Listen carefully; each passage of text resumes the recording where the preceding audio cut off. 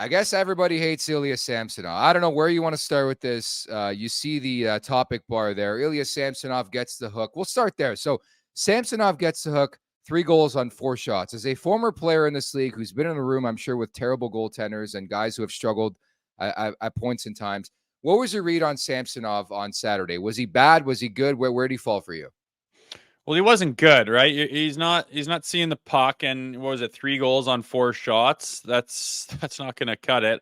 And goalies get the hook sometimes. Sometimes it's not going their way. The puck's not hitting them. They can be in position, and the puck finds their way through. And when that happens, when you yank that goalie, it's not always you're brutal, you're done tonight. It's like, hey, let's protect this guy, and get him out of the position that he's in, whatever that is, and protect him from that, and give the other guy a shot, and see if we can change our luck here.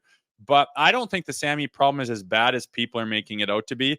I'm going to admit, in training camp, I might have mentioned it early on preseason, but I didn't want to say it out loud. I was going to say one thing that could really shoot this team in the foot is Sammy not having it this year. I think we took for granted that last year that was the big roll of the dice by Dubas to bring in those guys, and people were calling him other teams' reclamation projects and whatnot. And I had faith in him. I said, I think he's going to come in. I think he's going to play damn well. Him and Murray both played pretty good. They yin and yanged pretty well, and even with their injuries and whatnot. And we got some help with Shalgren too when our back was against the wall. But I thought Sammy was solid. He proved himself. He got this extension, and I was worried, like, if it's easy to, it's hard to back that up. You come in and you say, I'm going to prove everyone wrong. This is my chance. I got out from underneath the team that drafted me, that let me go, got a lot to prove. And then to follow that up kind of your sophomore season in that market could be difficult. And he's struggled.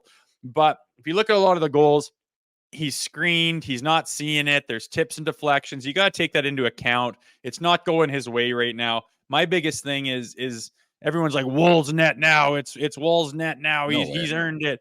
And it's like, okay, well, yeah, he played great. That was lucky to have him there, and that's what the importance of having 2 goaltenders is. But you gotta realize it's a long season. You don't want to just bury Sammy and be like, you're number 2 now. You got to give him, every opportunity, and I don't say stroke him or massage him, but you don't want to just bury him and have his confidence go even lower, because I don't think there's a position in sports that's more confidence based than being a goaltender in the NHL. And you don't want to lose Sammy's confidence. This guy, we're going to look back at some point in the season and say, remember when he was struggling? Because he will get hot again. He will find his game. And it's a matter of not letting that period of downfall be as long as it possibly can. You want to pull him out of it quickly.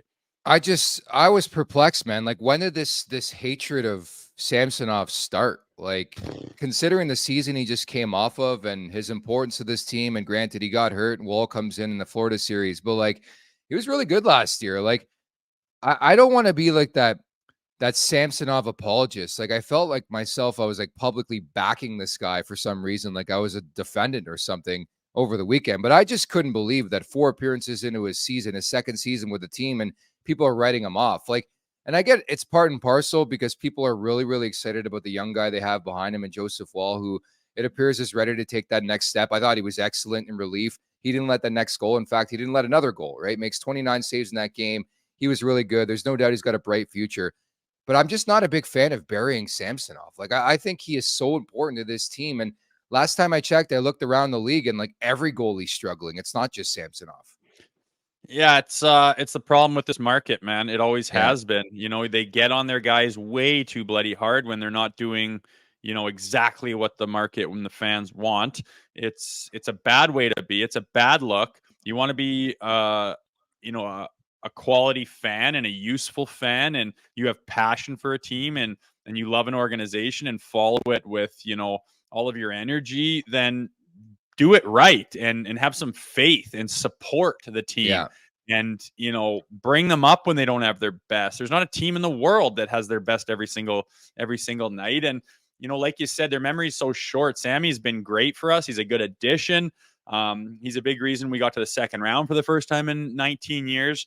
And then you just bail on him 5 games into the season when it doesn't go perfectly. It's bullshit. And that's what is wrong with this market. That's why it makes it hard to win. And that's a big reason why they haven't won a Stanley Cup since 67 is it's so bloody difficult, and everyone's walking on eggshells because at the slightest hiccup, you're going to get jumped on.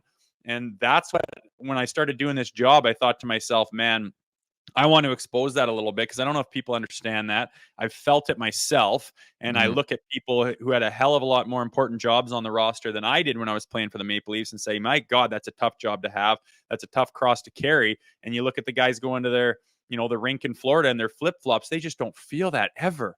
They can go No. on the biggest skids ever, and they're the most worried people about it. In Toronto, when they go on a skid or someone's playing bad, the biggest friggin' alarm setters are the guys that have nothing to do with the team. So it's tough for him. And that's why I want to protect him and, get him out of this slump as fast as possible. And yeah, he didn't start the season the way he wanted to. But again, I don't think it's as bad as it looks. I don't think it's as bad as his numbers appear. But when you do look at Joseph Woll, when he goes in, I mean, I don't know a whole lot about goaltending, but I do know when a guy's looking good and when he looks poised. And Woll, when he's in net, he's calm and he's Quiet. slow about his Yeah. movements because he's in position and he's reactionary. He waits for the player to make the move and then he just adjusts accordingly and reacts to that play and turns it aside. And it's like, man, he's in control. He's poised. He's calm. He's confident. He's big. And Sammy hasn't really seen that yet this year. And the numbers show that, I understand. But it's just a matter of having things going his way and feeling like his timing's back and the bounces are going his way. And then all of a sudden the confidence starts to roll. It's not undifferent than anything else. And the important thing is not to jump on this guy right now. 5 games in, he hasn't had the best start, but man, we're going to need him down the stretch. So everyone just relax on Sammy and help bring him up and help bring him out of this thing if you care about this team.